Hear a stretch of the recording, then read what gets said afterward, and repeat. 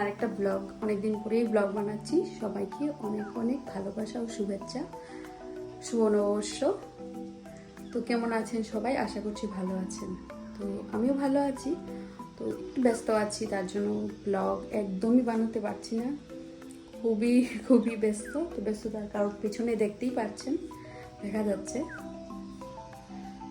হলো ব্যস্ততার কারণ।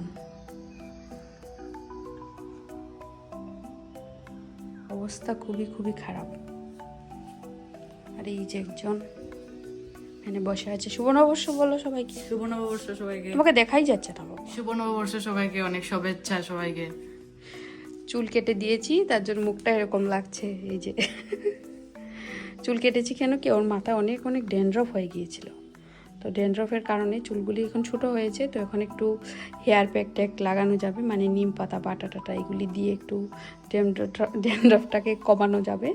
তার জন্য মাথাটাকে পরিষ্কার করতেও সুবিধা হবে। চুলের জন্য তো দেখা যায় না, পুরো স্কাল্পের মধ্যে এইরকম ড্যান্ড্রফে দিক পুরো একদম পড়ে গিয়েছিল। তো এখন অনেকটাই পরিষ্কার হয়ে গেছে, এখন আর বেশি দেখা যায় না। এদিকেও অনেক অনেক ছিল।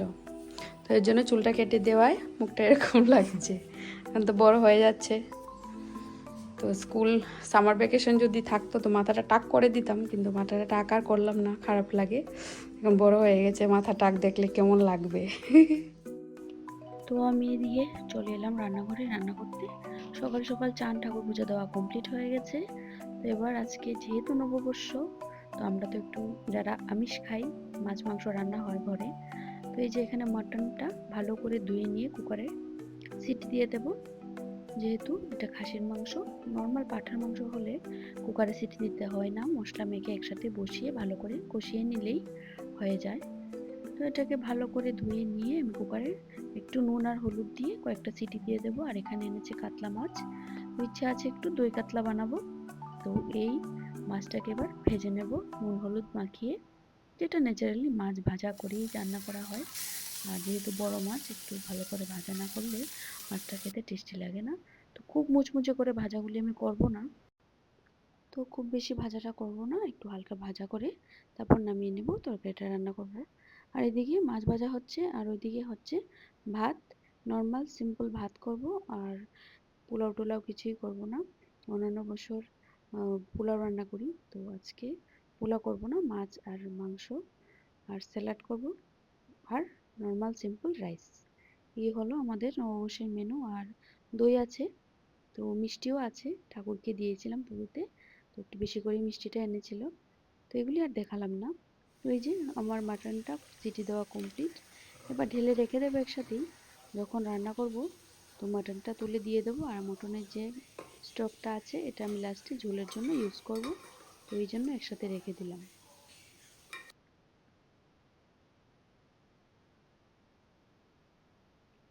তো এদিকে আমি মাছের জন্য নিয়ে নিলাম কাজু বাদাম, কিশমিশ আর একটু চারমগজ দানা অল্প করে নিয়েছি। সব কিছু অল্প অল্প করে দিচ্ছি। সাথে একটু ফ্রিজে টক দই বসিয়েছিলাম, তো টক দইটা খুব সুন্দর জমেছে, আপনাদের দেখাচ্ছি। তো আজকে দই মিষ্টি দই না, টক দই দিয়েই নববর্ষটা পালন করব। ইচ্ছে করেই আর মিষ্টি দই আনলাম না। তো এই যে এত সুন্দর দইটা বসেছে, খুব ভালো দুধ দেয় আমাদের এখানে, মানে গরুর দুধ খুব ভালো পাওয়া যায়। তো ওদের দুধটা খুবই ভালো, আর দই বসালে সুন্দর একদম চাকা চাকা হয়ে দইটা বসে। তো এই যে দইটা খুব সুন্দর বসেছে।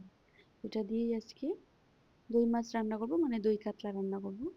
ভালো করে টক দইটা নিয়ে নিচ্ছি, আর একদমই টক ভাব নেই, তার জন্য একটু বেশি করেই নিলাম। এবার ঢেকে আবার ফ্রিজে রেখে দেবো। আর ভালো করে টক দইটাকে একটু ফেটিয়ে রাখবো, না হলে কীরকম একটু দইটা ছেড়ে ছেড়ে যায় তরকারিতে, ভালো করে ফেটিয়ে না দিলে। এই আর কি।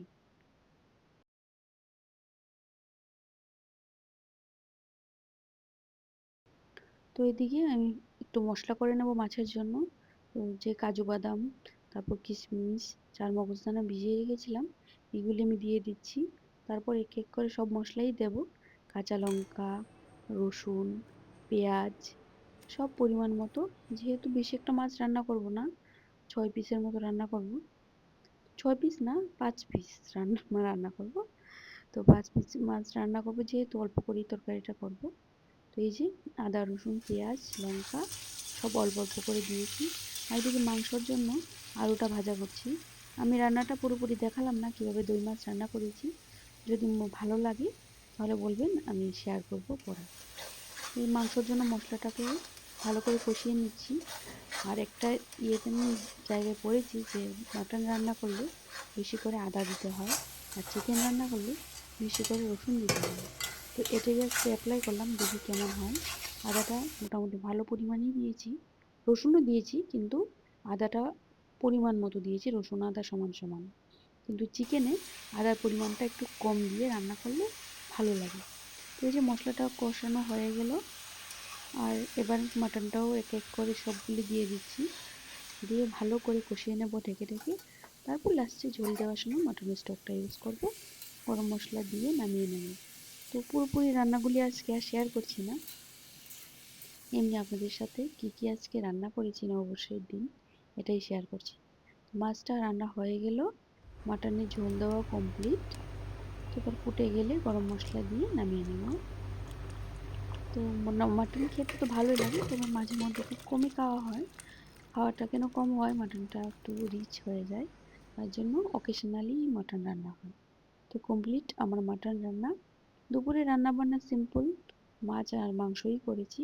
অন্যান্য কোনো আইটেম করলে না খাওয়া হবে না, যেহেতু আমরা তিনজন, আমি, ছেলে আর হাজব্যান্ড, তো বেশি একটা রান্না করবো না। এবার চলে গেছি বাইরে, গাছে অনেকগুলি লেবু ধরেছে এই বছর, একটু বেশি লেবু ধরলো।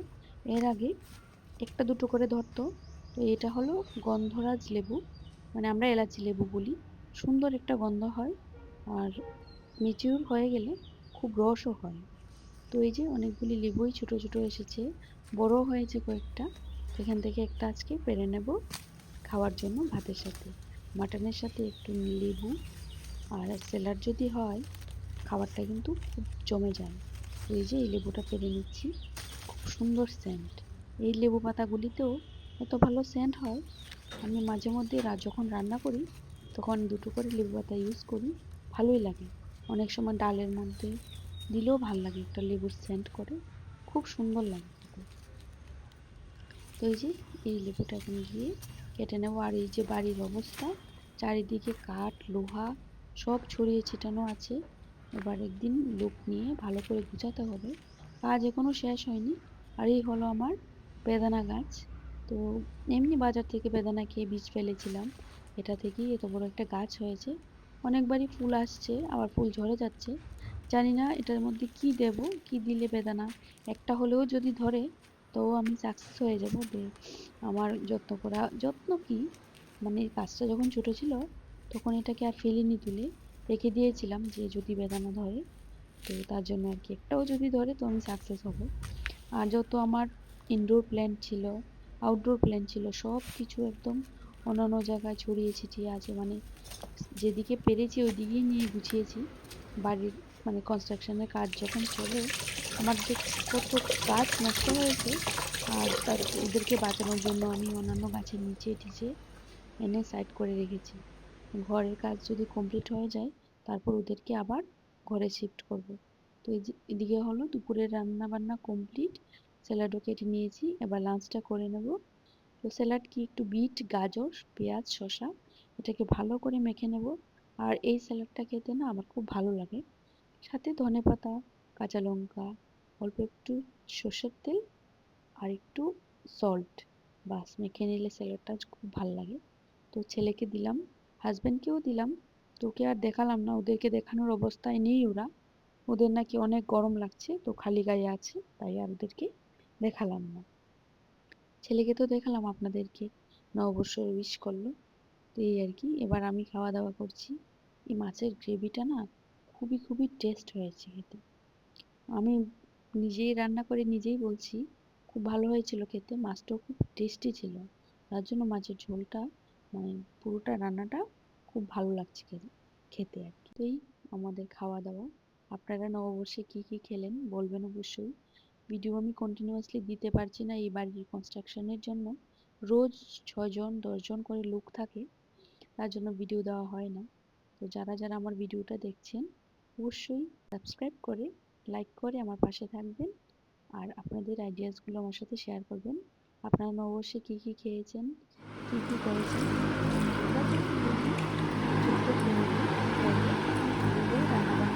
হয়েছে বাবা? খাওয়া দাওয়া করেই হোক। ভালো।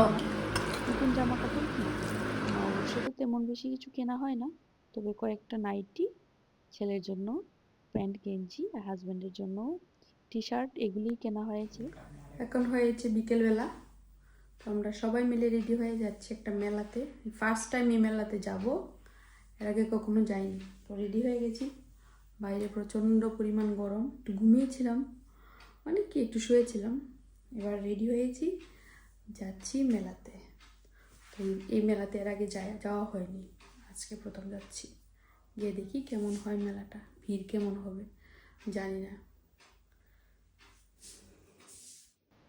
তো আজকে নববর্ষের দিন অনেকটাই গরম পড়েছে, তার জন্য বেশি আর রেডি টেডি হয়নি। একদম আমার চোখ মুখ দেখে বুঝতেই পারছেন খুবই টায়ার্ড, ক্লান্ত আমি।